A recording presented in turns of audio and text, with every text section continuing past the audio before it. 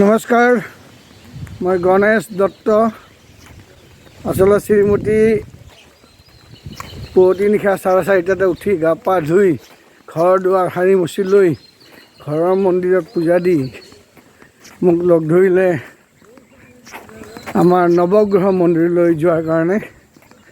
আচলতে চপাইত থকা নৱগ্ৰহ মন্দিৰটো হৈছে অসমৰ উত্তৰ পাৰৰ প্ৰথমটো নৱগ্ৰহ মন্দিৰ।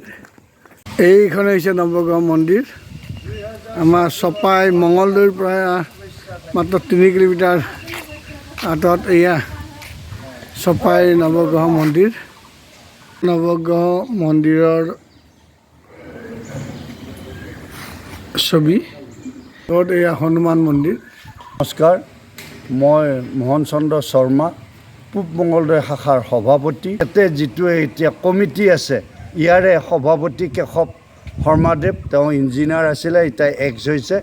লগতে আমাৰ মাধৱ শৰ্মা আৰু ৰাজীৱ শৰ্মাদেৱো তেওঁ ছেক্ৰেটৰী ইয়াৰে। সুবিধা হিচাপে পানীৰ সকলো সুবিধা আছে, পেচাব পায়খানাৰো সুবিধা আছে। এয়া সকলো ধৰণৰ কাৰ্য, যিবিলাক মাংগলিক কাৰ্য, সকলো ধৰণৰ কাৰ্য ইয়াতে কৰিব পাৰি কম পইচাৰত। ইয়াতে এখন বেৰত লিষ্ট মাৰাই আছে, চুৱাকৰণ, লগুণদেনী বা অন্নপ্ৰসন, অন্য যিবোৰ বিবাহ, এইবোৰো কৰা হয়। আৰু ৰান্ধিব খাবৰ কাৰণে পিছলৈ এটা ডাঙৰ 80জন বহি খাব পৰা পাকঘৰ এটা আছে। তাৰ পিছফালে ভাত পানী ৰন্ধাও এটা সুবিধা আছে। গতিকে ইয়াত বৰ বিশেষ অসুবিধা নাই।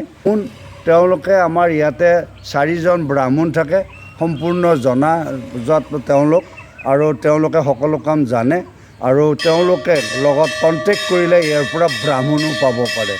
মাছ মাংস কণী কোনো ধৰণৰ নচলে। এয়াই নৱগ্ৰহ মন্দিৰ, 9টা গ্ৰহৰ ইয়াতে বিদ্যমান।